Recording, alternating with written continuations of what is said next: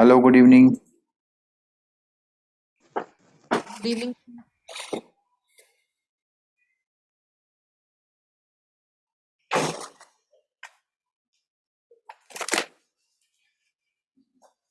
आवाज आ रही है ना? चलिए शुरू करते हैं। ये जो हमारा टॉपिक चल रहा था उसके आगे बढ़ते हैं। और ये हमने 24 दिसंबर को क्लास ली थी। इसमें हाफ पोर्शन हो चुका था हमारा। और हाफ पोर्शन के बाद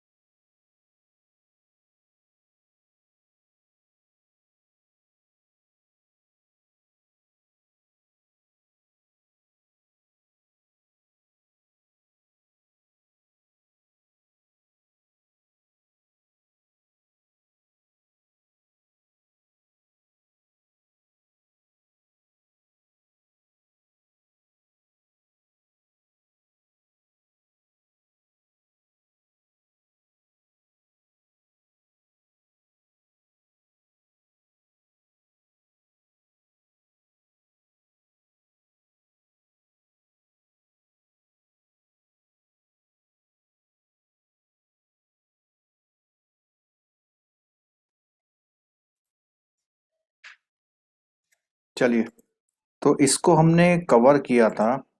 इस टॉपिक का नाम है micro small and medium enterprise. तो एमएसएमई की जो सामने आपको डेफिनेशन दिख रही है वो तो चेंज हो चुकी है अब। ठीक है। उसकी जगह जो है नई न्यू डेफिनेशन आ गई है। और न्यू डेफिनेशन को जो है इस तरह से आप देखिए। एक बार रिवाइज इसलिए कर देते हैं, इंपॉर्टेंट क्वेश्चन है। एक क्वेश्चन आपको सॉलिड मिल सकता है इससे। एक क्वेश्चन आपको सॉलिड मिल सकता है। अब वो सॉलिड क्या मिलेगा देखिए कि 1 करोड़ का इन्वेस्टमेंट और टर्नओवर, दो क्राइटेरिया आ गए इसमें। ठीक है, आपको वैसे काफी कुछ पता लग गया होगा। 1 करोड़ का इन्वेस्टमेंट और टर्नओवर 5 करोड़, यानी पहली वाली हो गई 1 और 5 की। दूसरा है 10 करोड़ का इन्वेस्टमेंट और 50 करोड़ का टर्नओवर। और थर्ड है 50 करोड़ का इन्वेस्टमेंट और 250 करोड़ का ये। तो आप देखिए ये सारे 5 टाइम है। लेकिन आपको 110 और 50 याद रखना है। ये इन्वेस्टमेंट है और ये टर्नओवर। तो ये न्यू डेफिनेशन आ गई थी इसमें। और इसमें ऑल यूनिट्स विद जीएसटी, जिसके बाद GST listed against the same permanent account number shall be collectively treated as one enterprise. Means कई बार क्या होता है कि मेरे पास पेन है तो मैं फार्म 1, फार्म 2, फार्म 3, एक चाय की दुकान खोल सकता हूँ, एक परचूनी की दुकान खोल सकता हूँ, एक कोई और इंडस्ट्री लगा सकता हूँ। ठीक है। और मेरा जीएसटी नंबर कई सारे हैं। क्यों? अलग अलग पर्पज के लिए बना लिए। तो अगर सेम पेन नंबर पे कई जीएसटी हैं तो उनको ऐड करने के बाद ही उसका स्टेटस बताया जाएगा। मींस उसका इन्वेस्टमेंट या उसका टर्नओवर। सपोज कीजिए 1 करोड़ यहाँ इन्वेस्ट है, 2 करोड़ यहाँ है और 5 करोड़ यहाँ है। तो टोटल इन्वेस्टमेंट कितना हो गया इसका? 8 करोड़। तो 8 करोड़ के अकॉर्डिंग इस यूनिट को, तीनों यूनिट जो मानी जाएंगी वो स्मॉल की मानी जाएंगी। ठीक है। इस पॉइंट को समझ में आ गया होगा आपको। और इन्वेस्टमेंट प्लांट एंड मशीनरी का पॉइंट है, इसको देख लीजिए।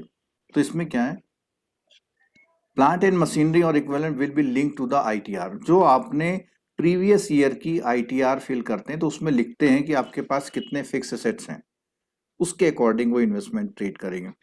और अगर न्यू इंटरप्राइजेस है, उसकी कोई भी आईटीआर नहीं है, तो उसका जो भी सेल्फ डिक्लेरेशन है उसको ही मान के आगे बढ़ेंगे। सच रिलैक्सेशन सेल एंड, और ये रिलैक्सेशन उसके 31 मार्च जो आने वाला वहां पे खत्म हो जाएगा।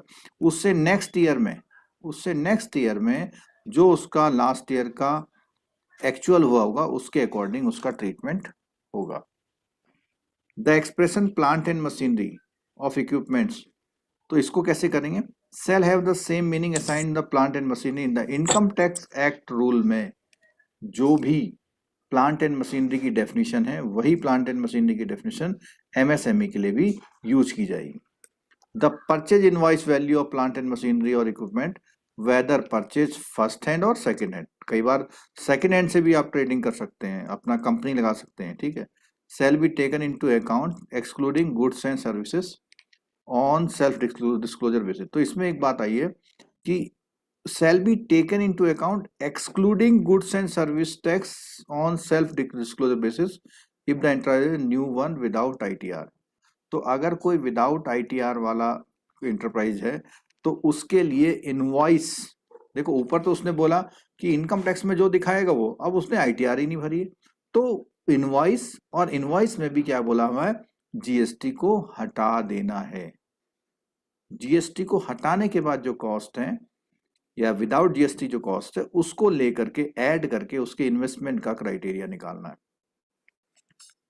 The cost of certain item specified in the explanation 1 to subsection 1 of 7 of the act shall be excluded from the calculation। तो यहाँ बोला कुछ आइटमों की जो कॉस्ट है वो जो भी इनकम टैक्स एक्ट के सेक्शन इसमें दी हुई है उनको investment in plant and machinery से एक्सक्लूड किया जाएगा, उनको नहीं माना जाएगा, ठीक है। कैलकुलेशन ऑफ टर्नओवर, तो टर्नओवर दो ही क्राइटेरिया, इन्वेस्टमेंट एंड टर्नओवर। तो टर्नओवर में क्या बोला, एक्सपोर्ट ऑफ गुड्स सर्विसेज करते हैं, ठीक है। Sale be excluded while calculator, तो मींस जो एक्सपोर्टर हैं उनका टर्नओवर में इंक्लूड नहीं होगा for the purpose of GST registration. अगर वो 500 करोड़ का भी एक्सपोर्ट कर रहे हैं लेकिन उनका इंडिया का एक्सपोर्ट केवल 10 करोड़ है, इंडियन ट्रेड जो है उसका इंडियन में टर्नओवर जो है 10 करोड़ है और एक्सपोर्ट उसका 200 करोड़ है या 300 करोड़ है, तो ये कौन सी कैटेगरी में आएगी आप लोग बताइए। स्मॉल। एक्सपोर्ट 300 करोड़ है, इंडियन टर्नओवर 10 करोड़ है, तो कौन सी कैटेगरी में आएगी। 10 करोड़ वाली मानी जाएगी। हाँ मतलब कौन सी बताओ। स्मॉल बताया ना। स्मॉल में सर। ठीक है, 1, 5, 10, 50 और 50, 250, ठीक है। तो टर्नओवर में वो इधर आ जाएगी, ठीक है। जबकि Yes, उसका टर्नओवर एक्सपोर्ट का मिला के इसको भी क्रॉस कर जा रहा तो भी नहीं मानेंगे, ठीक है। मींस जी। टर्नओवर जो है एक्सपोर्ट वाला एक्सक्लूड होगा। दूसरा, टर्नओवर या एक्सपोर्ट टर्नओवर की जो फिगर ली जाएगी वो आपकी जीएसटी की रिटर्न या इनकम टैक्स में जो आप सबमिट कर रहे हैं उसके अकॉर्डिंग ली जाएगी। The turnover related figure of such enterprise which do not have PAN, कुछ ऐसी भी हो सकती है जिसका पेन है ही नहीं, ठीक है। तो जब पेन नहीं है तो जीएसटीएन भी नहीं होगा, ठीक है। Will be consider on self declaration basis for a period up to 31 March तक उसको ही बेनिफिट मिलेगा, उसके बाद तो उसको रिटर्न के अकॉर्डिंग ही लिया जाएगा, ठीक है। In use of an upward change, अगर उसने कुछ इन्वेस्टमेंट और कर दिया, अपवर्ड कर दिया या टर्नओवर भी कर दिया, दोनों चीज कर दी, तो रीक्लासिफिकेशन की बात आती है। तो उसमें will remain it's prevailing status for expiry of 1 year from the close of the year of registration. Means जिस ईयर उसने अपना रजिस्ट्रेशन किया है उस ईयर तो उसी स्टेटस में रहेगा जब उसने रजिस्ट्रेशन किया है। अगर उसका टर्नओवर बढ़ जाता है उस ईयर में तो नेक्स्ट ईयर से, ठीक है, वो रहेगा। और in case of reverse graduation of enterprises, कई बार क्या होता है रिवर्स होता है, whether as result of reclassification और due to actual change in investment in plant and machinery. तो उसमें क्या होता है, whether the enterprise is registered under the act और not, the enterprise will continue its present category till the closure of the file. Means इसमें साफ साफ एक बात क्या है कि जिस ईयर आप रजिस्ट्रेशन करते हैं अगर आप अपग्रेड हो रहे हैं तो उस ईयर 31 मार्च तक आप उसी स्टेटस में रहेंगे, अगले साल आप अपने आप को बढ़ा हुआ दिखाएंगे, ठीक है। और अगर आप डाउन हो जाते हैं तो भी वही बात है कि उस 31 मार्च तक उसका कोई भी स्टेटस चेंज नहीं होगा, ठीक है। और यहां पर पॉलिसी पैकेज की बात आ रही, पॉलिसी पैकेज का मतलब गवर्नमेंट इन एमएसएमई के लिए क्या बेनिफिट कर रही है? तो इसमें एक जो बेनिफिट है उसको एमएसएमई में 7.5% ऑफ एएनबीसी। ये बताओ, हमने अभी चर्चा करी थी इसकी कहीं पर?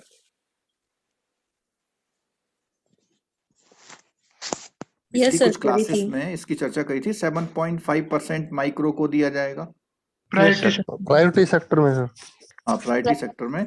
देखो वहां पे मैंने दिखाया था कि गलत लिखा हुआ है, यहाँ लिखा हुआ सही। देखो 2, क्या लिखा हुआ 2 माइक्रो एंटरप्राइजेस था ना, उस दिन हम डिस्कस कर रहे थे ना, किसी बुक में कुछ लिखा था किसी को। ठीक है, for the foreign bank less than 20 branches to 40% of ANBC. तो अगर कोई ब्रांच लेस देन 20 वाली फॉरेन ब्रांच है तो उसके लिए टारगेट 40% कर दिया गया है, ये आपको मालूम होना चाहिए। ठीक है, मार्च 20 में उसके लिए भी टारगेट कितना कर दिया गया है?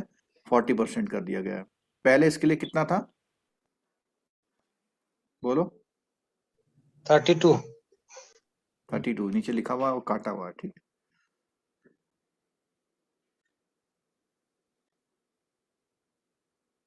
ये इंपॉर्टेंट है, इसलिए मैं इसको रिवाइज करना पसंद कर रहा हूं। अगर इंपॉर्टेंट नहीं होता तो मैं इसको स्किप कर, हालांकि ये क्लास में हम लोग कर चुके हैं। ठीक है, लोन टू एलिजिबल, आप लोग भूल भी गए होंगे अब तो ना, ये क्लास पढ़ी थी हमने। Loans to eligible manufacture enterprises and service enterprise eligible for, तो उसमें जितने भी आप इनको एमएसएमई क्राइटेरिया का लोन को वो करेंगे, एलिजिबल होगा, तो उनका जो है एमएसएमई के जो भी एलिजिबल क्राइटेरिया उसके अकॉर्डिंग होगा। फैक्टरिंग ट्रांजेक्शन, फैक्टरिंग ट्रांजेक्शन आपको पता है क्या होते हैं? पढ़ा है हमने, बताओ तो जरा कहाँ होता है? हाँ, मॉड्यूल ए में पढ़ा था। मॉड्यूल ए में फैक्टरिंग एंड फॉरफेटिंग चैप्टर था ना। ठीक है, और उसी में हमने फैक्टरिंग कौन से टाइप की पढ़ी थी? विद रिकोर्स और without recourse. With recourse or without recourse? ठीक है, विद रिकोर्स में कलेक्शन की जिम्मेदारी किसकी होती है?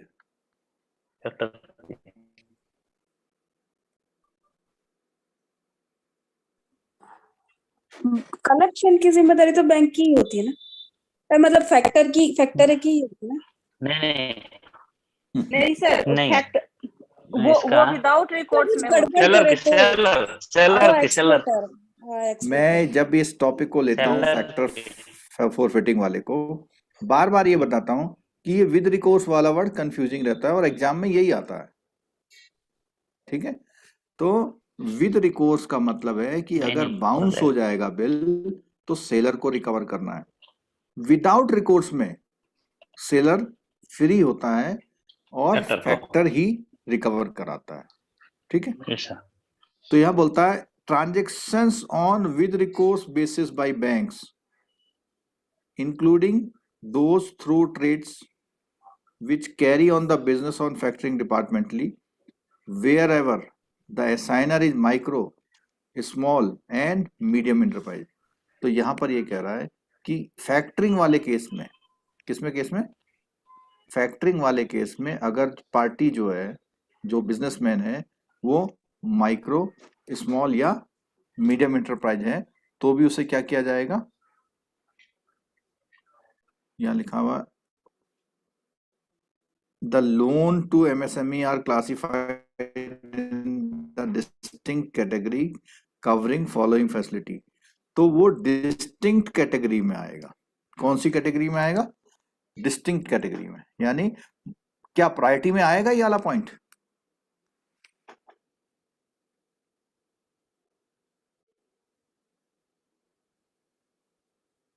बोलिए।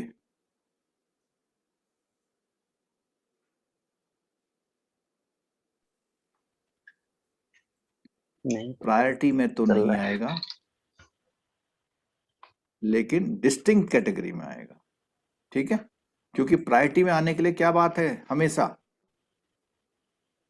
ये माइक्रो बात और है। स्मॉल कौन सी बात है? टर्नओवर हाँ, स्मॉल नहीं, नहीं नहीं, टर्नओवर वाला या ये वाला सिर्फ इन्वेस्टमेंट। माइक्रो। ठीक है, ठीक। तो और केवीआई का हमने कल भी पढ़ा था कि वो भी सब टारगेट में आएगा। कौन से वाले? केवीआई के जितने भी लोन होंगे उन लोन को ऑटोमेटिकली कौन सी कैटेगरी में देंगे? माइक्रो। ठीक है, also included are the loans to entities involved in the decentralized sector in the supply of input to the marketing of output of artisan, यानी इन लोगों को village industry, cottage industry, micro institutional और इन सबको जो भी हम लैंडिंग कर रहे हैं, इन सबको जो भी हम लैंडिंग कर रहे हैं रॉ मटेरियल के लिए, कोई भी बंदा जो रॉ मटेरियल सप्लाई करता है इन लोगों को, वो भी ऑटोमेटिक किसमें, डिस्टिंक्ट सेक्टर में आएगा। ठीक है। माइक्रो आउटस्टैंडिंग डिपॉजिट सिडबी का और मुद्रा का, ये डिपॉजिट भी जो है उसमें आएगा। ठीक है।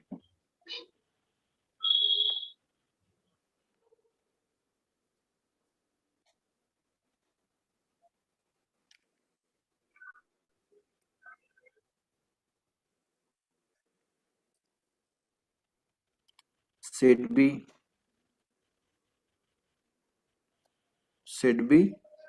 और सिडबी के अलावा आपका जो भी नाबार्ड फाइनेंस करता है तो फाइनेंसिंग, तो एमएसएमई को सेक्टर को जो प्राइमरीली डेवलप कर वो करता है, सपोर्ट करता है, कौन सा ऑर्गेनाइजेशन है? SIDBI.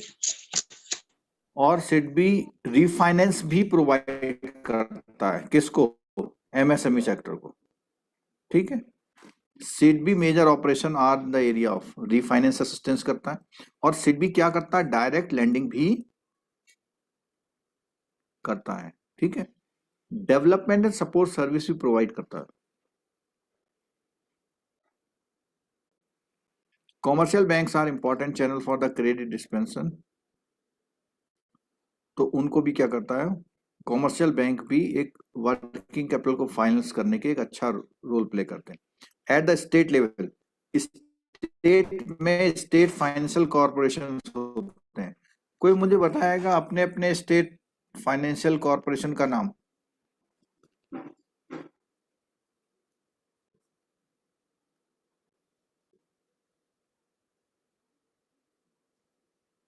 Uttarakhand state financial corporation.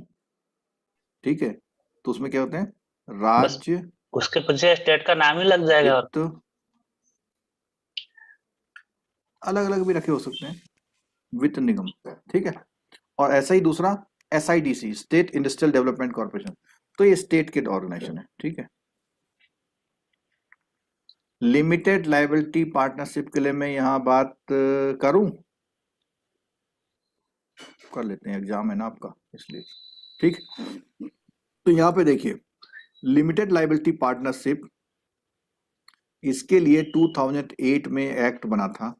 उस एक्ट के तहत लोग रजिस्टर्ड करते हैं अपने आप को किसी भी एमएसएमई के उसमें। और इसमें एक बात और है, इसमें खास बात क्या है, इसमें जो भी पार्टनर होते हैं उनकी क्या होती है? Limited liability. और जो भी पार्टनरशिप फर्म इस एक्ट में रजिस्टर्ड नहीं होती हैं, उनकी लायबिलिटी कितनी होती है? अनलिमिटेड। अनलिमिटेड। अनलिमिटेड होती है। तो पहले क्या प्रॉब्लम थी 2008 से पहले, कि जो भी फर्म थी उनकी अनलिमिटेड लायबिलिटी होती थी। तो लोगों ने क्या है, बिजनेस से डरते थे लोग। तो जब से ये एक्ट आया तो यहां पर लिमिटेड लायबिलिटी पार्टनरशिप फर्म बनाने की अलाउ की गई। और लिमिटेड कैसे है? उन्होंने जितना पैसा कंपनी में लगा रखा है सिर्फ उतनी ही जिम्मेदारी है उसकी। ठीक है। तो लिमिटेड लायबिलिटी पार्टनरशिप में ये क्लॉज आ गया था कि उनको लिमिटेड लायबिलिटी में रखा जाएगा। ठीक है। और जो भी लिमिटेड लायबिलिटी पार्टनरशिप फर्म होती है वो अपने नाम क्या लगाती है?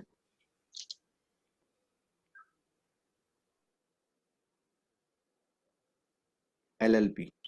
क्या लगाती हैं?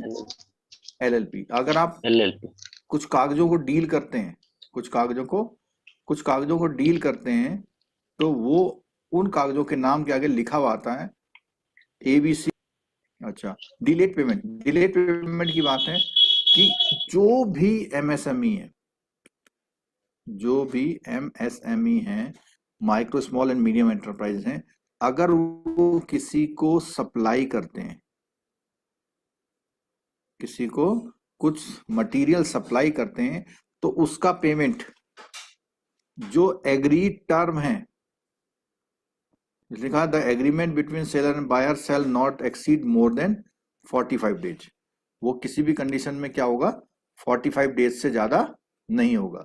और अगर उसने फेलियर कर दिया उसका पेमेंट करने में तो उसने बोला कंपाउंड इंटरेस्ट देना होगा मंथली रेट से to the supplier on the amount of the appointed day और ऑन द डेट एग्री। मान लिया उसने कहा कि भैया आज से 15 डे बाद आप मेरे को पेमेंट करेंगे, ठीक है, 15 डे बाद नहीं किया उसने, कब तक नहीं किया उसने 45 डे तक नहीं किया, ठीक है, उसने कहा है amount from the appointed day और the date agreed on at 3 time of bank rate, ठीक है, जो भी उसने 15 दिन का अगर किया था ये 45 दिन नहीं आएगा, 15 दिन तक नहीं दिया तो उसके बाद 7 डेज बाद दिया मान लिया तो 7 डेज का bank rate into 3 into monthly है ना, जितने मंथ के लिए है, सपोज कीजिए 2 मंथ के लिए और डिवाइडेड बाई 12, ठीक है, तो ये एक इसमें क्लॉज दिया गया जिससे उन लोगों का पैसा कोई मार ना ले, ठीक है। इन केस ऑफ डिस्प्यूट अगर होगा तो ये कहां जाएंगे, micro and small enterprise facilitation council बनाई जाएगी और इसको कौन गवर्न करेगी, स्टेट गवर्नमेंट, ठीक है। Further banks have been advised to fix sub limit within the overall working capital to the large borrower. तो अब इसमें बोला हुआ कि इसमें कुछ सब लिमिट वो जो है ओवरऑल वर्किंग कैपिटल लिमिट के अलावा कुछ सब लिमिट बैंक बना देते हैं, किस चीज के लिए कि वो एमएसएमई से कितना परचेज करेगा। मींस अगर किसी बैंक को आपने 10 करोड़ की लिमिट दी तो उसकी सब लिमिट बना रखी है कि 2 करोड़ की परचेजिंग वो कहां से करेगा, एमएसएमई से, और 8 करोड़ की परचेजिंग कहीं से भी कर सकता है। इस पॉइंट को समझे आप लोग। Bank have been advised to fix sub limit within overall working capital limit to the large borrower, especially for meeting the payment obligation in respect of the purchase from the, कि MSME से जो purchase करेगा वो कभी भी 45 दिन से ज्यादा के उधार में नहीं करेगा, ठीक है। However, despite the initiative taken by the, तो इसमें क्या हुआ, जब इतना सब कुछ करने के बाद भी क्या हुआ, बहुत इसको डिले जो पेमेंट है बहुत एप्रोप्रिएट इंस्टीट्यूशनल सेटअप नहीं है।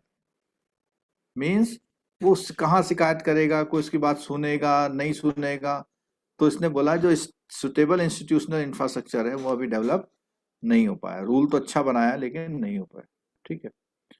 अच्छा, क्रेडिट रेटिंग स्कीम, तो क्रेडिट रेटिंग स्कीम में जो रेटिंग एजेंसीज हैं, और इसमें एक बात ध्यान रखना, क्वेश्चन आता है जितनी भी एमएसएमई या एसएसआई यूनिट है, ये लिखा हुआ फॉर एसएसआई, उसका एसएसआई का नाम आप क्या रख दिया, MS micro and small enterprises. तो जो भी माइक्रो और स्मॉल मीडियम नहीं आया इसमें, micro and small enterprises units को अगर वो अपनी क्रेडिट रेटिंग कराती हैं, माइक्रो एंड स्मॉल इंटरप्राइज अगर वो अपनी रेटिंग कराते हैं तो उसकी रेटिंग कराने के लिए NSIC, national small scale industry corporation, national small industry corporation, ये इसकी नोडल एजेंसी है इस स्कीम को इम्प्लीमेंट करने की। क्रेडिट रेटिंग के क्या फायदे होते हैं, बैंक को ओपिनियन अच्छी मिल जाती, third party opinion, interest rate अच्छा मिल जाता है, ग्लोबल ट्रेड में रिकॉग्निशन मिलती है कि भैया इसकी रेटिंग ये है, प्रॉम्प्ट सैंक्शन हो जाती है, सब्सिडाइज रेट एसएसआई के लिए जो सब्सिडाइज रेट है वो मिलते हैं, वेंडर बायर को ये समझने में आसानी हो जाती है कि भैया ये कंपनी कैसी है, एसएसआई को सर्टेन करने में स्ट्रेंथ और वीकनेस जो होती है उसकी वो मालूम हो जाती है, ठीक। इस स्कीम की बात अगर हम कर रहे हैं तो ये जो कंपनियां हैं एम्पैनल एजेंसी, केयर, ये क्वेश्चन एक ऐसे आ सकता है आउट ऑफ दीज कौन सी रेटिंग एजेंसी नहीं है, केयर, क्रिसिल, इंडिया रेटिंग, इकरा, ओनिकरा, समेरा, ब्रिक वर्क रेटिंग, तो ये रेटिंग एजेंसीज हैं, ठीक है। जहां पर ये जो रेटिंग एजेंसीज हैं, अगर आपका टर्नओवर 50 लाख तक है तो रेटिंग एजेंसी जो फीस चार्ज कर रही है उसका 75% आपको कहां से मिल जाएगा?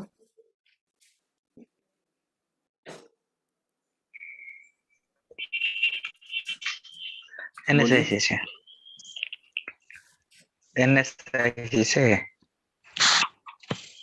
तो पॉइंट बुक में नहीं है, नई वाली बुक में। है ये नई वाली बुक में नहीं है पूरा। नया वाला बुक में नहीं है? नहीं, ये पॉइंट नहीं है या पूरा यही नहीं? पूरा ही नहीं, वो पूरा ही नहीं है। ये रिम्बर्समेंट रेटिंग एजेंसी का पूरा ही गायब कर दिया। नहीं, रेटिंग एजेंसी वाला तो है, पर ये जो पूरा ये दिया हुआ है ना, reimbursement of page number performance, बताना एक बार जरा। पेज नंबर 322 है 322 पेज नंबर। इतनी मोटी तो उन्होंने किताब बना दी है आपकी,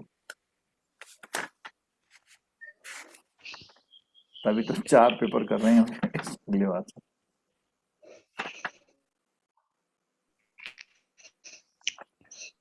एमबीए कराएंगे ये लोग। जेआईबी से मिला के एमबीए तो हो ही गया। अच्छा, इसमें नहीं दिया हुआ है, ठीक है, तो हम इसको छोड़ देते हैं ना, ठीक है, उसको छोड़ दिया मैंने। चलो, अब आए हम असली जो कायदे में जो आज हमें शुरू करना था उस पर आए हम लोग, ठीक है। सीजीटी एमएससी करना है, इसमें से 2 मार्क्स के क्वेश्चन आप मेरे को लगता है जरूर आएंगे आपको। CGT MSc, credit guarantee fund scheme for micro and small, ये ध्यान रखना, ये माइक्रो एंड स्मॉल के लिए है, मीडियम के लिए नहीं है, ठीक है। क्रेडिट नहीं। गारंटी फंड स्कीम, ठीक है। तो बैकग्राउंड क्या है, पहले जो है इस स्कीम का जो वो था, ये लिखा हुआ है, in order to address this overbearing concern for credit guarantee fund trust for micro trust enterprise was set up. तो यहाँ पे सिडबी और गवर्नमेंट ऑफ इंडिया ने ये सेटअप किया था 2000 में, ठीक है। इस ट्रस्ट ने ये स्कीम निकाल रखी है, इस ट्रस्ट ने ये स्कीम निकाल रखी है। क्या बोलता है इसमें, इस्टेब्लिश्ड अ ट्रस्ट, इसमें क्वेश्चन समझ लीजिएगा, इसमें क्वेश्चन जो है कौन कौन लोग इसमें शामिल हैं इस स्कीम को प्रमोट करने में। तो इसमें कौन है, एक तो मिनिस्ट्री है एमएसएमई की, दूसरा स्मॉल सिडबी है, ठीक है। अब ये जो मिनिस्ट्री है, मिनिस्ट्री किसको रिप्रेजेंट कर रही है, गवर्नमेंट को, ठीक है। इन्होंने एक ट्रस्ट बनाया, credit guarantee fund trust for micro small enterprises to implement the credit guarantee fund trust scheme, ठीक है।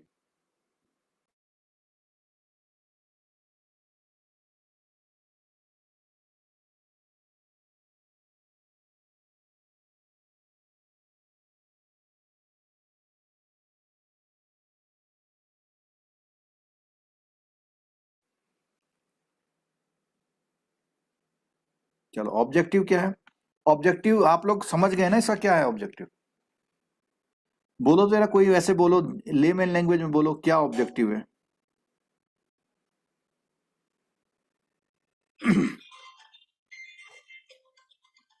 बोलिए, ऑब्जेक्टिव स्मॉल क्या है इस एंड स्कीम का? माइक्रो जो स्मॉल एंड माइक्रो के लिए जो क्रेडिट लेते हैं उनका गारंटी लेने का काम करते हैं। गारंटी लेते हैं, और जो बैंक, हम लोगों के एक जनरल टेंडेंसी क्या है, अगर कोई भी गवर्नमेंट की फाइल आती है हमारे पास तो हम एकदम से क्या बोलते हैं,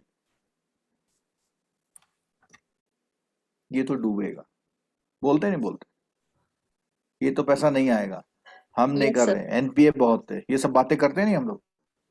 हाँ तो ये जो स्कीम आई है, इस स्कीम में यही कहा कि अगर आप किसी को लोन दे रहे हैं सरकारी स्कीम में, गवर्नमेंट स्कीम में, और उससे कोई भी कोलेट्रल नहीं ले रहे हैं, क्या बोला, रिपीट करिए आप लोग। कोई भी कोलेट्रल ले रहे हैं और गारंटी भी नहीं ले रहे, गारंटी और कोलेट्रल हाँ, नहीं। गारंटी, कोलेट्रल, गारंटी भी एक तरह की कोलेट्रल है, इंटेंजिबल कोलेट्रल है। सिर्फ आप जिसके लिए आप फाइनेंस कर रहे हैं उसके लिए जो चीज खरीद रहा है उनको तो आप ले लीजिए, लेकिन अदरवाइज कोई सिक्योरिटी नहीं ले रहे हैं तो गवर्नमेंट कहती है कि ऐसे लोन की गारंटी हम दे रहे हैं, तो आप लोन बांटिए। लेकिन फिर भी ब्रांच लोन नहीं बांटती, क्यों नहीं बांटती बताओ? सर एनपीओ हो जाने के बाद वो स्टेज वाइज में पैसा आता है, मतलब अरे तुरंत आ तो नहीं जाता देते है। सर, पर वो नहीं देते। 3 साल में एक पेमेंट, आधा पेमेंट आएगा, नहीं, फिर 3 साल मैं बाद तो ऐसे। मैं उसका एग्री भी नहीं, मैं एग्री नहीं कवरेज करता कम इस है बात ना। से। हाँ, 100% कवरेज वो थोड़ी कम होता है है। कवरेज। अरे 100% नहीं है। आप ब्रांच मैनेजर हो, आपने लोन दिया 1 लाख रुपए का, कुछ सामान खरीदवाओगे या नहीं खरीदवाओगे उससे? हम्म। कोई तो खरीदते नहीं है वो लोग। तो यही तो आपकी गलती है। सर स्वीट फायर का लफड़ा भी होता है। अगर आप फाइनेंस कर रहे हैं तो आप खरीदवाना जानिए। अगर आप सामान खरीदवा देंगे यस सर। तो समझ लीजिए आपका एक पैसा नहीं डूबने वाला, क्योंकि अगर वो उसको बेच भी देगा तो भी 10-20 हजार रुपए वो भी जमा करा लो वापस, तो वो जो मार्जिन की बात आप कर रहे हो ना उससे बच जाओगे। ठीक है, तो objective is that lender should give importance to the project viability and secure the credit facility purely on the primary security। ठीक है, तो प्राइमरी सिक्योरिटी जब क्रिएट करोगे तभी तो होगा कुछ। ठीक, और to give composite credit to the borrower so that the borrower obtain both term loan and working capital। ठीक है, तो टर्म लोन का अगर आप पार्ट बढ़ाते हो तो डेफिनेटली आपका लोन खराब नहीं होगा। ठीक है, कुछ खरीदवाओ उसको। दुकान खरीदवाने से पहले अगर आपने उसकी दुकान बनवा दी तो लोन खराब नहीं होगा। कैसे लोन दुकान बनवाओगे बताओ जरा? प्रोजेक्ट में एक पार्ट होता है सेट डेवलपमेंट का। सेट डेवलपमेंट जहां पर वो काम करेगा, उससे बोलो कि भाई इसको रंगवाओ, ये लो 2000 रुपए लो, इसको रंगवाओ, 500 रुपए दो, बोर्ड लगवाओ। ठीक है, और 1000 रुपए दो कि अब इसमें फूल माला चढ़ा के पूजा करवाए यहाँ पे। अगर आपने इतना करवा दिया और गांव वालों को पता लग गया कि भाई ये दुकान लोन पे ले रहा है और दुकान के लिए ले रहा है, तो उसे भी शर्म आएगी थोड़ी। फिर उससे सामान खरीदवाओ कि चल भाई सामान ला, तो लोन खराब नहीं होगा। मेरा अपना एक्सपीरियंस है, बाकी आपका अपना अपना रहेगा। ठीक, चलो। ना सही बात है, तब तो नहीं डूबेगा। और बाकी डूबने के लिए दे तो रहा गारंटी। Yes sir. अगर आप सो जाओगे दे करके तो डूबेगा ही। मतलब आज दिया 1 साल बाद जा रहे, अरे दिया उसको हर महीने में फोन करो ना, किस्त ला के दे, नहीं खराब होगा। चलो, the institution which are eligible to under schemes, कौन कौन लोग हैं? तो इसमें देखो, पहले तो सबसे public sector bank, private sector, foreign bank सब आ गए। स्मॉल फाइनेंस बैंक भी अब इसमें ऐड कर लिए हैं, आरआरबी भी ऐड कर लिए हैं। और अभी रिसेंटली बताऊं मैं आपको कि डिस्ट्रिक्ट कोऑपरेटिव बैंक भी इसमें, कोई डिस्ट्रिक्ट कोऑपरेटिव बैंक से है? नहीं है, तो डिस्ट्रिक्ट कोऑपरेटिव भी इनक्लोज इसमें लिस्ट में कर लिए गए, लेकिन उसमें कुछ कंडीशंस लगाई हैं। उन कंडीशंस को अगर कोई फुलफिल करता है तो वो भी इसका पार्ट बन सकता है। ठीक है, अब देखो इसमें जो है, पहले जो था 100 करोड़ था। पहले कितना था? 100 करोड़, वो 100 लाख था, यानी 1 करोड़ था। अभी जो है इसमें कितना कर दिया है? 200 लाख कर दिया है। ठीक है, और आरआरबी और फाइनेंशियल इंस्टीट्यूशन के लिए तो क्या किया हुआ है? 50 लाख तक के लिए किया हुआ है। और एनबीएफसी, कॉमर्शियल बैंक और फाइनेंशियल इंस्टीट्यूशन जो है उनके लिए कितना किया हुआ है? 2 करोड़। 2 करोड़। और स्मॉल फाइनेंस बैंक के लिए कितना किया हुआ है? तो ये एक आपका पक्का क्वेश्चन है यहाँ पे। ये पक्का क्वेश्चन हो सकता है कि जो credit guarantee fund trust scheme है उसका क्या सीलिंग्स वगैरह है। ठीक है, कोई डाउट इसमें? No sir. ठीक है, आगे बढ़ते हैं। क्रेडिट गारंटी की बात करता है, तो पहला बात तो ये है, the lender should cover eligible credit facility as soon as they are sanction. ठीक है, as they are sanction in any case lender should apply for a guarantee cover inspector means जैसे ही वो सैंक्शन करे अप्लाई कर दे, मतलब उनको inform कर दे कि हमने ये लोन दे रहे हैं, ठीक है। 1 calendar quarter at least by end, अब ये क्या बोला हुआ है कि वो जो अगला क्वार्टर आ रहा है उस क्वार्टर के एंड तक वो अपना इंटीमेशन उनको जरूर दे दे। और गारंटी शुरू कब होगी, जब वो क्या लेगा, उसकी फीस लेगा, क्या लेगा, पेमेंट ऑफ गारंटी फीस लेता है इसमें, ठीक है। और ये जो होगा loan for a period of two 5 years where working capital facility alone are extended to the borrower on such period may be specified by the guarantee trust within the BIAP। तो इसमें लोन की जो period है कितना रखा हुआ है इन्होंने, 5 year, कितना रखा हुआ है, 5 year के लिए जो लोन दिया जाएगा, ठीक है। अब ये जो पुरानी बुक जिसके पास है वो हटा दीजिए, ये थोड़ा सा क्राइटेरिया इसका न्यू आ गया, वो सामने स्क्रीन पे आपके, इसको देख लो, एक क्वेश्चन पक्का वाला यहां से आ जाएगा, ठीक है। छोटी सी केस स्टडी भी आ सकती है, तो उसको ध्यान से देखिएगा। क्या है कैटेगरी, पहली कैटेगरी कौन सी है, माइक्रो। जल्दी से बताएंगे माइक्रो कैटेगरी का क्राइटेरिया क्या है, इन्वेस्टमेंट में और टर्नओवर में, 1 करोड़ 5 करोड़ 1.5 1.5 ठीक हो गया। अच्छा, अब इसमें भी 3 कैटेगरी बना दी उसने, कौन सी category, up to 5 lakh, above 5 to 50 lakh और 50 to 2 करोड़, ठीक है।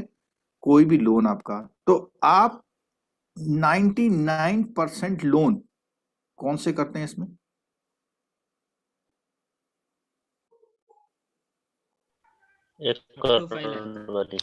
अप टू 5 लाख वाले, आप 2 5 करते हैं, शायद कहीं 99.9 ना करते हो, सही कह रहे हो।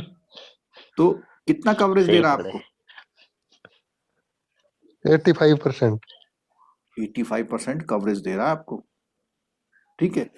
क्या आप 15% पैसा उसकी सिक्योरिटी से भी वसूल नहीं सकते क्या, कर सकते हैं सर, कर सकते हैं, अगर आप सही से लोन करेंगे तो मुझे नहीं लगता खराब होगा। अच्छा, दूसरा 5 to 50 में कितना है, 75% 75%। और मैक्सिमम इतना, तो मैक्सिमम क्यों लिखा हुआ है, क्योंकि 50 का 75% इतना होता है, ठीक है।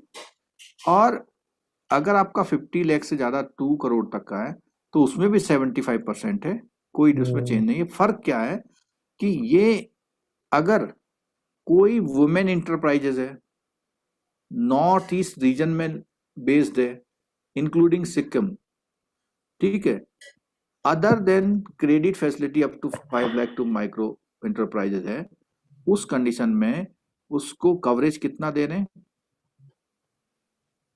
80% टू कितने तक, 40 लाख तक। अब कैसे, ये 50 लाख का अगर हम 80% निकालेंगे तो कितना आएगा, और इसमें एक बात बोली हुई है अदर देन 5, यानी इस वाले, ये जो इस वाले में कोई चेंज नहीं है। चेंज कौन से वाले में दे दिया उन्होंने, बोलो,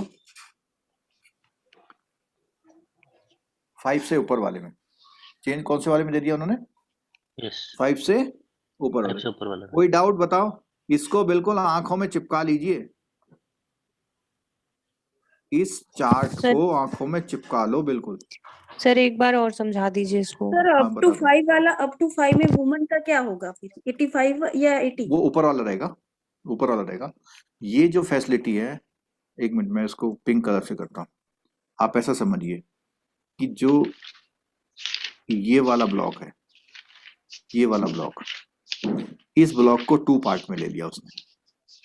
क्या लिया पार्ट में 2, उसने कहा कि जो भी 5 से 50 लाख तक के लोन है, अगर वो इनको दिए जाएंगे तो ये 75 की जगह कितना मिलेगा बेनिफिट, 80 का, यानी 50 लाख में से 40 लाख तक का लोन आपका सिक्योर्ड है, गारंटी ले रही गवर्नमेंट।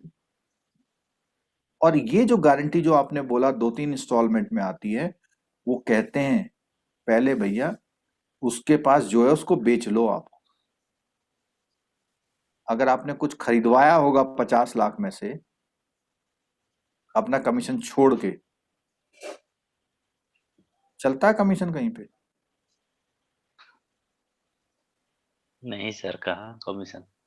कमीशन पर सर वो अगर ले भी आए ना रिकवरी हम लोग तो भी फिर गवर्नमेंट ले लेती है, वो वैसे माइनस करके देती है, ऐसा नहीं करती है। ठीक है, बिल्कुल ठीक कह रहे हैं। अब मैं बताता हूँ आपको, जैसे आपने सिंपल केस देखो, आपने कोई 30 लाख का केस, इसमें देखो प्रैक्टिकल एस्पेक्ट देखिए, इससे आपको थोड़ा सा क्लियर हो जाएगा ये सब्सिडी का मामला क्या है। देखिएगा जरा, 30 लाख का कोई लोन दिया आपने, ठीक है, इसमें से आपने 10 लाख का आपने मशीनरी दे दिया और 20 लाख का क्या दे दिया, सीसी लिमिट दे दिया, ठीक है। 2 ईयर चला, अगर 1 ईयर भी आप लोन नहीं चला रहे तो आपका लोन गलत दिया गया, आपने गलत दिया है।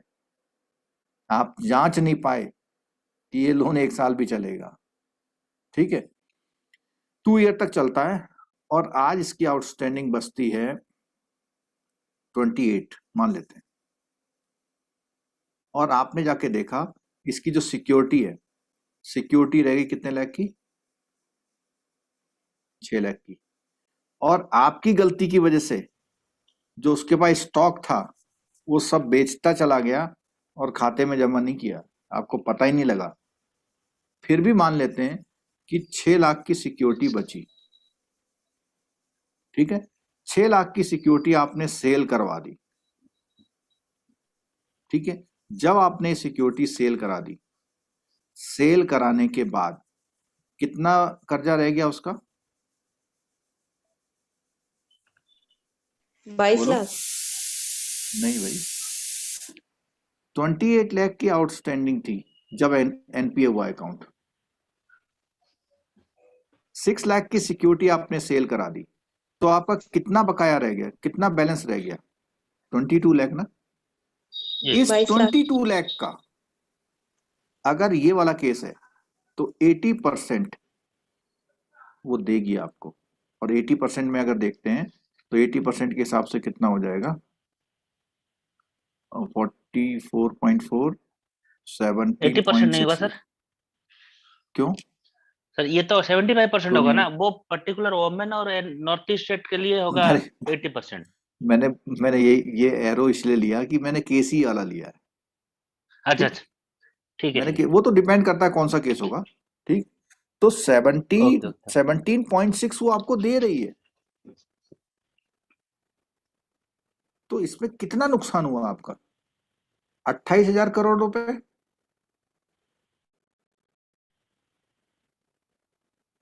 क्यों जी? जी सब चुप हो रहे हैं, क्या बात है, एग्जाम नहीं देना किसी ने? इसीलिए तो चुप है सर। चलो ये केस समझ में आया आपको, पहले बताओ। हाँ सर, वो एक्चुअली मैंने सर वो करवाया है इसमें, तो वो बहुत रुक रुक के पैसा आ रहा है, 2 कोई साल बात 2 नहीं, साल। उस अकाउंट से तो अच्छा है जो इस हाँ स्कीम में कवर नहीं है और राइट ऑफ करना पड़ता है आपको, हाँ वो ठीक है। उस स्कीम से तो यस। अच्छा है ये, हम्म, ठीक है। ओके। तो और सर ये तो मैं कौन से अकाउंट की बात कर रहा हूं, जो अकाउंट आपके एनपीए हो जाएंगी, जिसकी रिकवरी, लेकिन जो सही चल रहा हो तो सही चलाओ ना भाई। 10% लोग तो सही काम कर रहे होंगे, हाँ ठीक है, वो अच्छा लोन दोगे तो चांसेस, और खराब भी हो जाएगा तो कोई कुछ नहीं कह रहा आपको, लेकिन आपकी कमी नहीं होनी चाहिए उसमें, ठीक। चलो और आगे देखते हैं। अब मान लिया ये एमएससी रिटेल ट्रेड वाली कोई लिमिट है फ्रॉम 10 to 100 लाख की, फ्रॉम 10 to 100 लाख। आप ये देखो कि रिटेल ट्रेड वाली कोई भी लोन स्कीम है उसमें इसने कवरेज कितनी दी है, 1 crore सर। 50% दी है बस। 2%।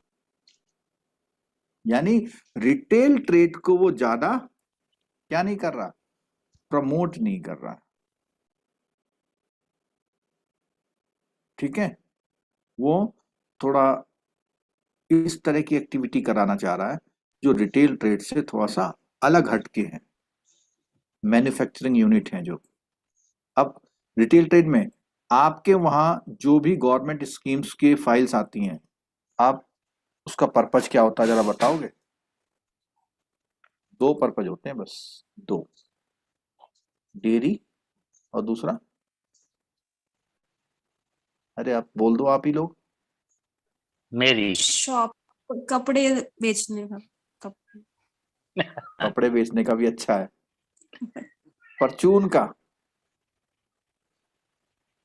अधिकतर दुकान परचून का ही करते हैं, कपड़े बेचने का भी ठीक है।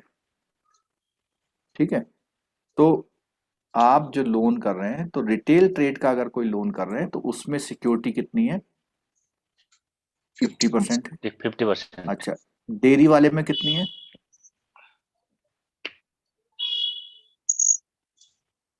75 होगा। कोई और आंसर? एग्रीकल्चर में नहीं आएगा? इसीलिए तो पूछा मैंने। 25 ही होगा सर, ऑल अदर 75 बोल रहा है। अरे नहीं भाई, एग्रीकल्चर में नहीं हुआ। एग्रीकल्चर की स्कीम थोड़ी है ये। माइक्रो एंटरप्राइजेस, हाँ, ये है एमएसएमई की स्कीम है। ठीक है, एमएसएमई में माइक्रो इंटरप्राइजेस कवर हो रहे हैं इसमें। ठीक, और माइक्रो के अलावा रिटेल ट्रेड में इसका परसेंटेज 50 है। ऑल अदर एलिजिबल कैटेगरी, कोई इनके अलावा भी कोई कैटेगरी है तो उसमें कितना है? 75%, जो कि उसने इस कॉलम पे दिया हुआ। ठीक है, आगे बढ़े। सर ये क्रेडिट फैसिलिटी जो ऊपर 3 ब्लॉक में जो डिवाइड करी है, 5 to 50 to 200, तो नीचे जो वुमेन वाले में वो पूरा एक कर दिया है क्या? नहीं, एक नहीं करा है वो। और इस एल वाले में उसमें तो हाँ ब्लॉक, सुनो, मैं बताता हूँ, ये थोड़ा सा बुक की डिजाइनिंग में गड़बड़ हो गई। ये वाला जो इन्होंने लिखा हुआ, ये केवल इतने में लिखते ना यहाँ Yes. पर, और इसमें कुछ नहीं लिखते, या इसको ऐसे कॉमा कर देते। मींस 5 लाख तक का अगर लोन लेगी वुमेन तो उसके लिए यही कैटेगरी है। और उसका लॉजिक बताता हूं मैं कि ये 80% इस 85 से कम है, ज्यादा है? 85 से तो कम है।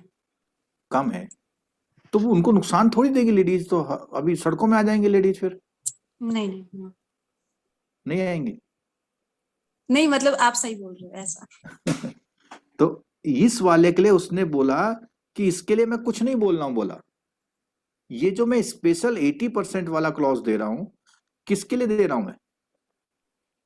5 to 50। क्लियर हुई बात थी? Yes sir.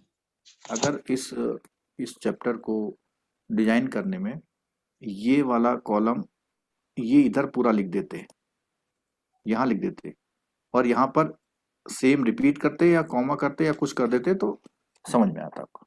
ठीक है, चलो एक बार फाइनल रिवाइज करते हैं। 5 लाख तक में 85% माइक्रो एंटरप्राइज है, तो अगर माइक्रो नहीं है तो कितना होगा बताओ? 75 होगा। ठीक है, Yes. अगर माइक्रो नहीं और रिटेल ट्रेड होगा तो 50%। 50%। ठीक है। हाँ, दूसरा कैटेगरी में 5 to 50 वाला है, और 5 to 50 में बोलता है 75%, लेकिन इस कैटेगरी वाले को 85%। ठीक, चलो आगे देखते हैं। नहीं सर, 5 to 50 वाले में जो वुमेन्स और नॉर्थ ईस्टर्न स्टेट के लिए तो 80% है सर। 80 होगा, बिल्कुल बिल्कुल। ये जो 75 है वो 80 हो जाएगा। ठीक जी। चलो, अब इसमें वो फीस लेता है आपसे, इसको बहुत ध्यान से देख लो। जो मैडम आप जो ऑपरेट कर रही हैं, कौन से बैंक में आप? केनरा बैंक में सर। केनरा में सुनीता बा ना? हाँ। ठीक है, तो केनरा बैंक में ऑपरेट कर रही हैं, तो यहाँ पे थोड़ा सा रेलिवेंट भी हो सकता है। देखें, बात करते हैं क्या बोलते हैं। एनुअल गारंटी फीस मीन्स, एक बात तो क्लियर हो गई कि बैंक को ये फीस हर साल देनी है उसको। ठीक,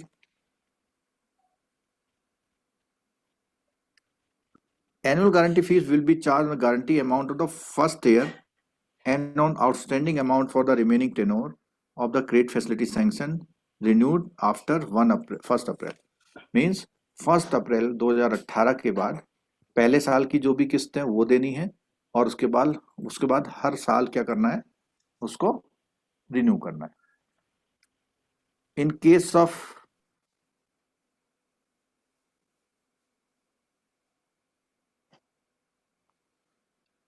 of term loan, AGF would be calculated on the outstanding amount as on, ये एक इंपॉर्टेंट पॉइंट आ गया कि आपको 31 दिसंबर में जो बैलेंस है उस पर देनी है. ठीक है. Against each guarantee account for working capital. तो ये टर्म लोन के लिए तो ऊपर वाला हो गया. वर्किंग कैपिटल के लिए क्या बोलता है?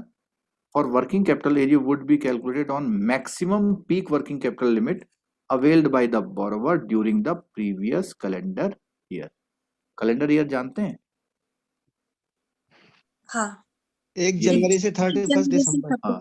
तो मींस प्रीवियस कैलेंडर ईयर से मतलब होगा अगर आप 1 जनवरी में उसकी प्रीमियम भेजना चाहते हैं तो टर्म लोन में तो जो 31 को बैलेंस था वो उठा लेंगे और सीसी में पूरे ईयर में जो भी बैलेंस सबसे मैक्सिमम था उसको उठा लेंगे. क्लियर हो गया? आगे.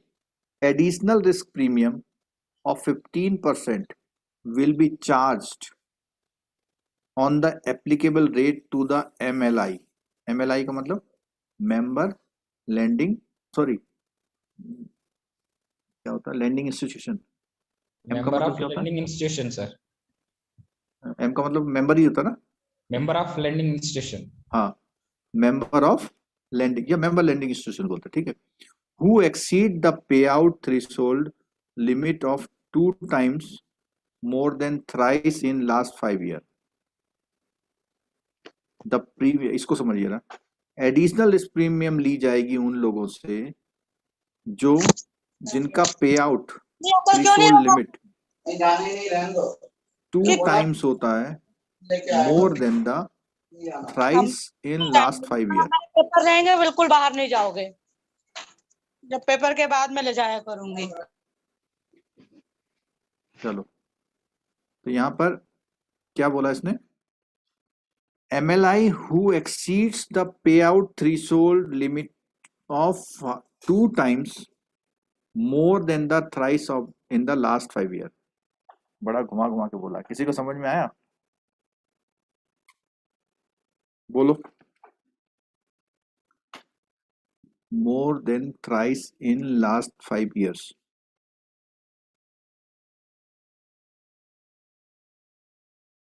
Of 2 times who exceeds payout threshold limit of 2 times more than. ये आप लोग बताओ तो किसी को समझ में आया तो. मुझे थोड़ा सा गड़बड़ हो रहा है.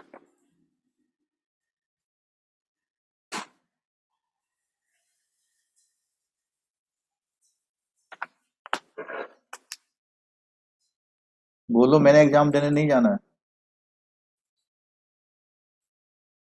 सर समझ नहीं आया ये. इसमें इसने यार, बहुत सारी बातें कह दी. 2 times more than thrice in last 5 years. ये इसलिए लिखा हुआ है जब आप लोग बैंक में आते हो तो एक वो रीजनिंग के क्वेश्चन करते हो ना. चलो समझने की कोशिश करते हैं. Threshold limit of 2 times more than thrice in last 5 years. Will be charged on applicable rate to the MLI who exceeds the payout threshold limit of 2 times more than thrice. ये मैडम कहाँ है सुनीता बा? बताएं. Sir मुझे भी नहीं पता चला.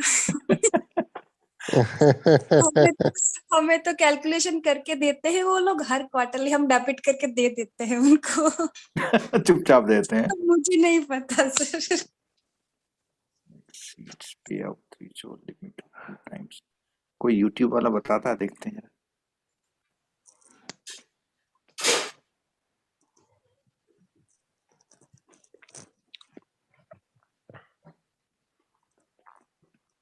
कोई नहीं बता रहा। ये सर, जहां तक मुझे समझ में आ रहा है, सर MLI क्या है?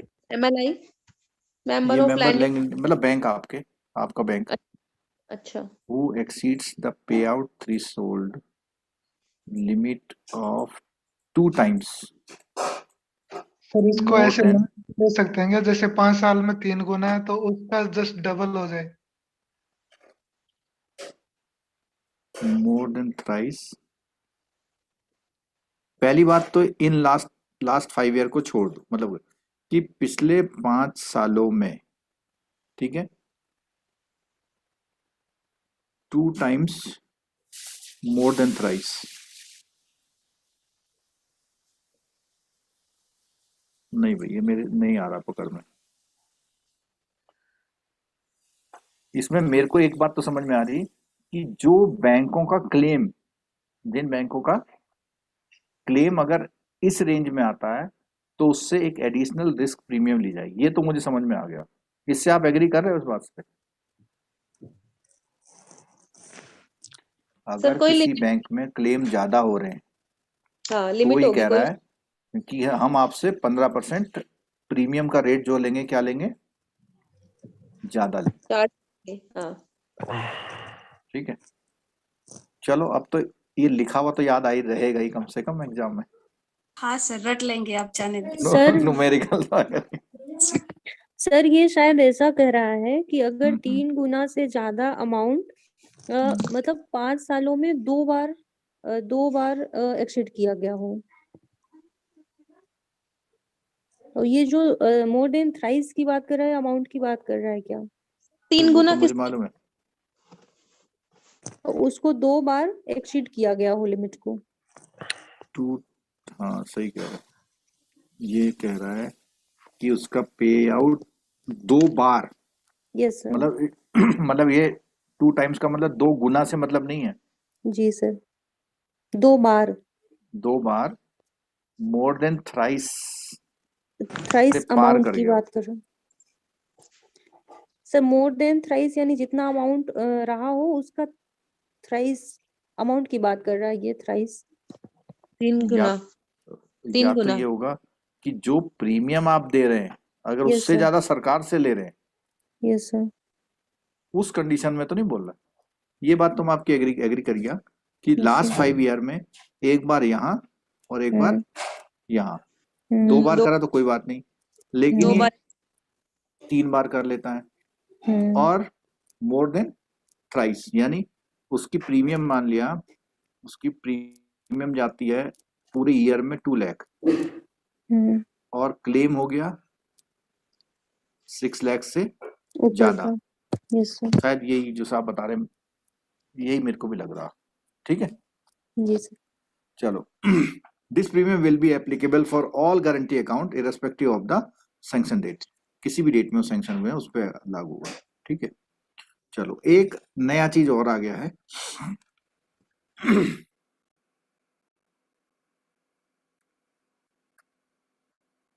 ये भी पुरानी बुक में नहीं था। Distress asset fund. Distress asset का मतलब जो खराब हो गए। Subordinate debt scheme for the MSME. क्या बोलता है? Credit guarantee scheme for the subordinated debt. Description क्या है इसको? क्योंकि अभी तक आपने ये नाम नहीं सुना होगा, थोड़ा सा कंसंट्रेट हो जाइएगा प्लीज, रिक्वेस्ट है सबसे। ठीक है, this scheme seeks to extend support to the promoters of the operational MSME which are stressed and have become NPA on ITNA. Promoter in turn will infuse this amount in the MSME unit as equity and thereby enhance the liquidity and maintain debt equity ratio. तो पहली बात तो ये आई, ये उन लोगों के लिए है जिनके प्रमोटर का MSME NPA हो गया है। कौन सी डेट में हुआ है? 30 अप्रैल 2020 में अगर एनपीए हो गया तो प्रमोटर ने क्या किया? Promoter in turn will infuse this amount in the MSME unit as equity. Means वो जितना अमाउंट उसका एनपीए हो गया है उस अमाउंट को एज इक्विटी पैसा देगा। बात समझ में आई कुछ? कुछ मान लिया एमएसएमई यूनिट है और उसका 1 करोड़ का यूनिट है और उसने लिया हुआ है बैंक से, कितना लोन लिया हुआ है? 20 लाख। और ये क्या हो जाता है? एनपीए। तो वो कह रहा है कि इतना अमाउंट वो इन्फ्यूज करेगा। कैसे इन्फ्यूज करेगा? इक्विटी। इक्विटी का मतलब वो बैंक में क्या, मतलब सॉरी, अपनी फर्म में क्या बढ़ा देगा? कैपिटल। वो प्रोमोटर जो है मिल करके 20 लाख रुपए पैसा और लगा देंगे अपने पास से, बिजनेस से नहीं अर्न कर रहे, और उससे उनका क्या बढ़ जाएगा? Debt equity ratio.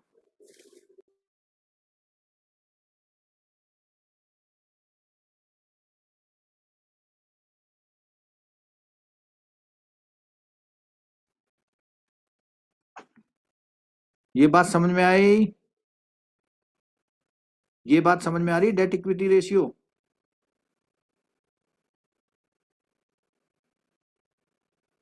कहाँ चलेगा सर? मेरी आवाज आप तक आ रही है? आ रही है। Debt equity ratio, ratio analysis में पढ़ा आपने? जी सर, पढ़ा था। अब फिर पढ़ा है। डेट इक्विटी रेशियो ये होता है कि कोई बंदा कितना अपना कर्जा लेता है और कितना अपना पैसा लगाता है, ठीक है, उस चीज का रेशियो। तो जो आदमी अपना इक्विटी ज्यादा लगाएगा, तो उसका डेट इक्विटी रेशियो अच्छा होगा, ठीक है। तो उनको क्या असिस्टेंस मिलेगा? पहली बात है, किन लोगों को मिलेगा? जो लोग एनपीए अकाउंट को सही करने के लिए अपने पास का पैसा और लगाते हैं। तो फायदा क्या होगा? Guarantee for the sub debt, 90% guarantee coverage would come from the scheme trust and remaining 10% from the concerned promoter. The maximum tenure for the repayment will be 10 years. There will be a moratorium of 7-year payment of the principal. तो उसने बोला हुआ है कि coverage कितने percent हो जाएगी? 90%, ठीक है। और 10% कौन बियर करेगा? प्रोमोटर। मीन्स उसका वो रिकवरी पूरा गारंटी हो रहा है। The maximum tenure of the repayment will be कितने years? 10 years. There will be moratorium of कितने ईयर का? 7 ईयर। 7 साल का आपको मोरेटोरियम मिल गया। और जो टेन्योर मैक्सिमम कितना करेंगे? 10 ईयर का। और कुछ पॉइंट देखते हैं इसमें। 7 ईयर इंक्लूड होगा 10 में या वो अलग से? मेरे ख्याल से इंक्लूड होगा। मैक्सिमम टेन्योर ऑफ रिपेमेंट बता रहा ना? नहीं Okay. ना नहीं होगा। मोरेटोरियम के बाद रिपेमेंट शुरू होता है। हाँ, तो 7 + 10 मीन्स एक तरह से मैं बताऊं आपको इसमें क्या हो रहा है कि जब वो अपना पैसा लगा रहा है ना, तो ये मान लो कि उसको 7 साल के लिए बिल्कुल फ्री कर दिया आपने उतना पैसा लगाने के बाद। मीन्स बैंक का लोन अब अभी नहीं देना है। वो कब देगा बैंक का लोन? इन 7 ईयर के बाद में देगा। In a situation where an outright loan is difficult, subdebt with guarantee will provide the requisite financing to the MSME unit. Subordinate debt will be of substantial help in sustaining and reviving the MSME which have either become NPA or on the brink of being. तो जो account NPA हो गए या होने वाले थे उनको sustain करने के लिए हेल्प करेगा, ठीक है। दूसरा, promoter of MSME will be given credit equal to कितने percent? 15% of their stake of rupees 75 lakh which is lower. क्या दिया जाएगा उसको? Will be given credit equal to 15% of their stake or 75 whichever is lower।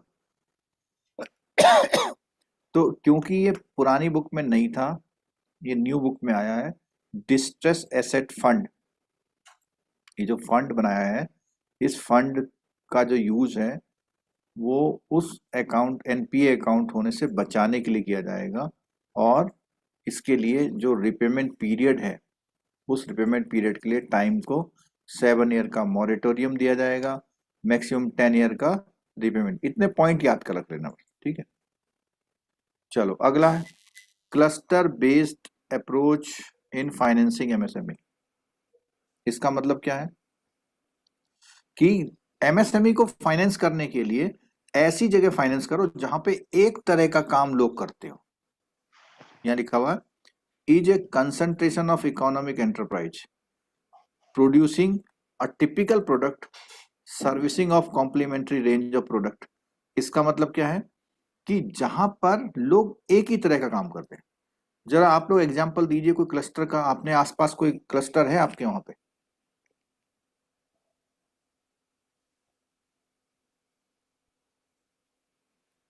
अपने आसपास कोई cluster है? SHG वालों का क्लस्टर रहता है ना, उन लोग एक ही काम करते हैं, उनके ऊपर सब क्लस्टर बना के रखते हैं। नहीं वो तो करते हैं, लेकिन मुझे ये बताओ कि वो उस क्लस्टर का नाम बताओ, एक ही जैसा वाला।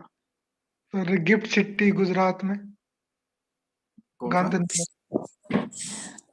गिफ्ट वहां सिटी। तो वहां तो कुछ नहीं बनता है सर, मैं गांधीनगर की हूँ। टेक्सटाइल पार्क है सर। चलो मैं बताता हूँ। कहीं पे आपने देखा होगा जो इसमें लेडीज गारमेंट में कढ़ाई नहीं होती, कढ़ाई करते हैं, कढ़ाई डिजाइनिंग, वो कहीं पर एक कालीन बनती है, कहीं पर लेदर का काम होता है, जैसे कानपुर आगरा, ठीक है। ऐसे ही जो इधर रॉ डायमंड का काम होता है, ऐसी गुजरात में जो ये बता रहे हैं। तो कल राजस्थान में जो रजाइयां बनती हैं बहुत पतले उसकी, तो ये सब क्या है? क्लस्टर बोलते हैं इसको, ठीक है। तो क्लस्टर बेस अप्रोच करने को बोला हुआ है। तो इसमें बोला हुआ है foundation for MSME cluster assist institutions in undertaking cluster based on local area development effectively and inclusively in developing the transition economies। ठीक है। Thus a cluster of MSME thereafter has referred the cluster is defined in the product service that micro small enterprise product and the place where the enterprise are located। तो उसको cluster बोला। Definition of cluster in Indian context अभी आ गया, देखो जो हम पढ़ रहे थे ना उसको देखिए जरा क्या बोलता है। इन particular small and medium enterprise, यहाँ माइक्रो का नाम नहीं दे रहा, ठीक है। Faced with common opportunities and threat, opportunity भी ठीक है, थ्रेट भी ठीक है। जैसे थ्रेट के नाम पे बात करें, आजकल जो लोकल कपड़ा बनता था वो बंद ही हो गया, सब मिल बनाती है। Give rise to external economies, specialise suppliers of raw material component and machinery sector. तो ये इसको क्या होता है, फायदा होता है कि वहां पर वो चीजें जल्दी से मिल जाती है जिस चीज से वो काम होता है, ठीक है। Favour the emergence of specialised technical administrative and financial services. Create, ये आपका एक क्वेश्चन आ सकता है कि out of these which is not the benefit of cluster schemes, ठीक है, या कौन सा फैक्टर जो है क्लस्टर स्कीम्स को कवर नहीं करता। इस तरह से create a conducive ground for the development of inter-firm cooperation and specialization as well as the cooperation among public and private local institution to promote local। इसके लिए मोदी जी क्या बोलते हैं, बोलते हैं कुछ?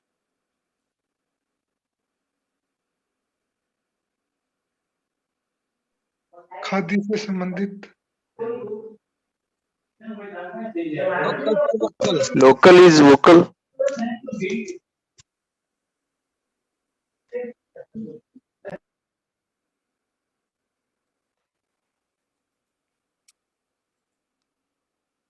क्या लिखा?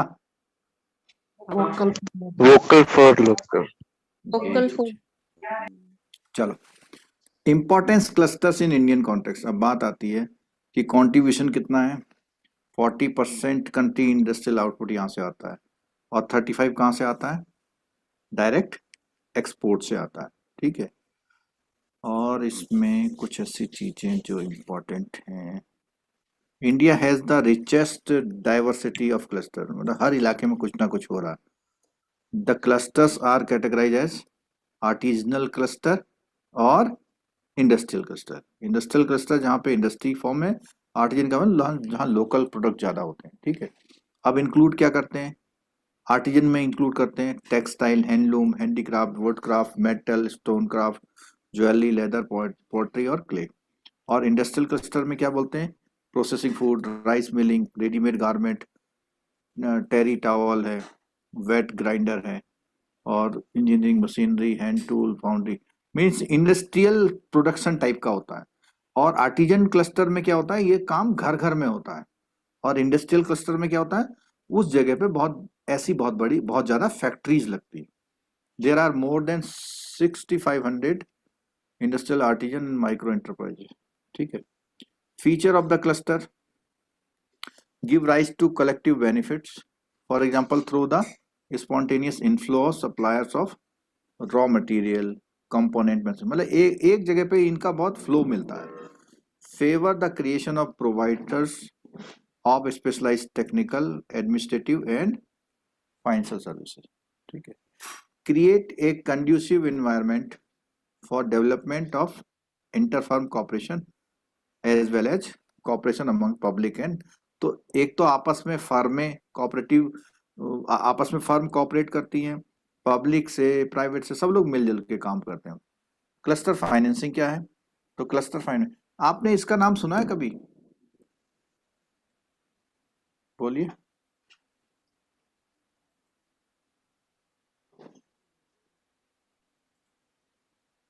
सुना है JLG? Joint liability group sir. हाँ, वो भी एक तरह से एक ही तरह की एक्टिविटी करने वाले लोग होते हैं।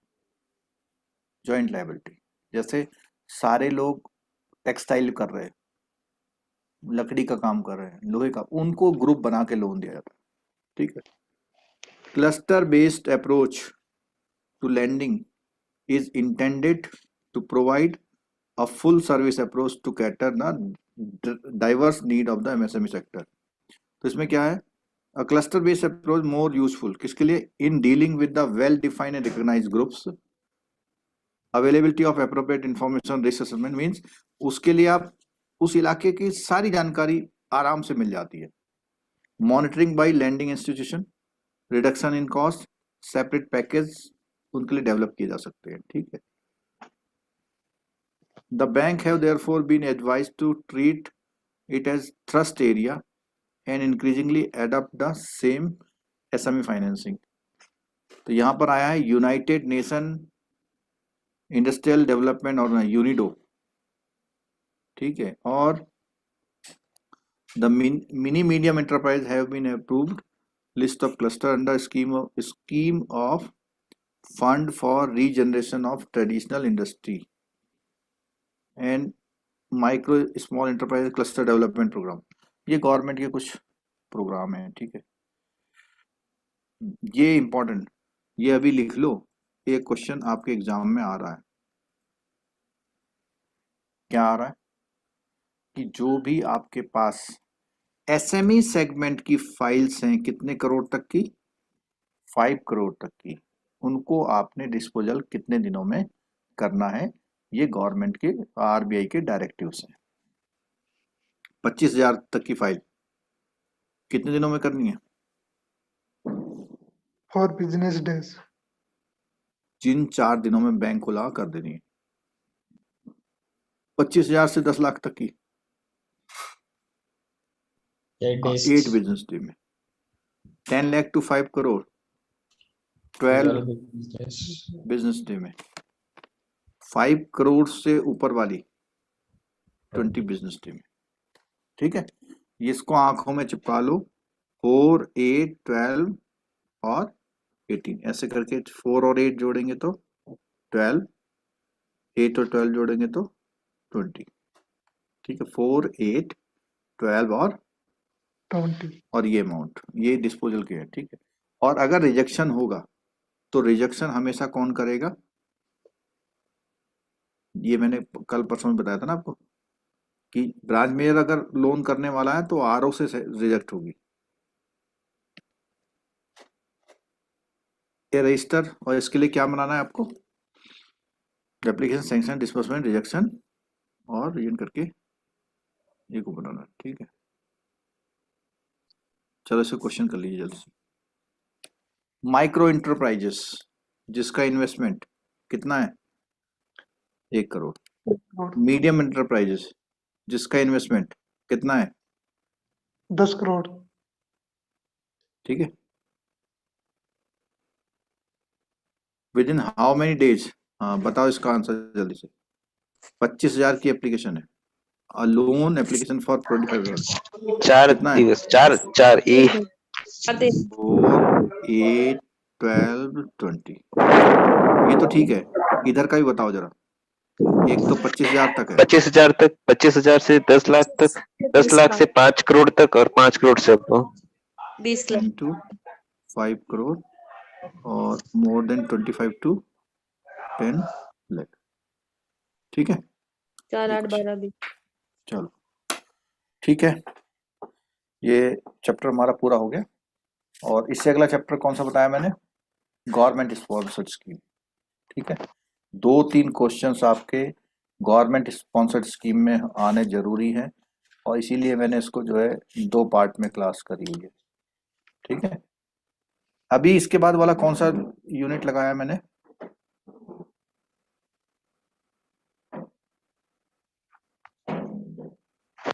इसके बाद कौन सी यूनिट लगाई है, लिंक में देखना जरा।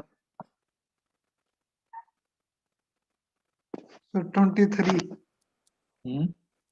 वाला ही सर गवर्नमेंट वाला 27 यूनिट नंबर 27 है। गवर्नमेंट स्पॉन्सर वाली।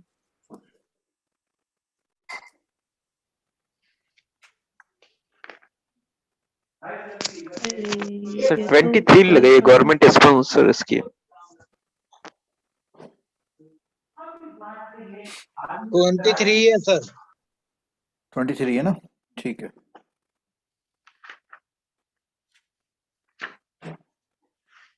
नहीं नहीं नहीं, तो गड़बड़ हो रखा है।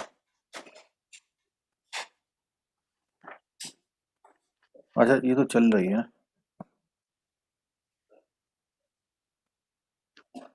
हाँ ठीक है, 23 है पार्ट 1। ठीक है, 23 वाले पार्ट ज़्यादा हो सकते हैं, इसलिए मैंने इस तरह किया हुआ है इसको।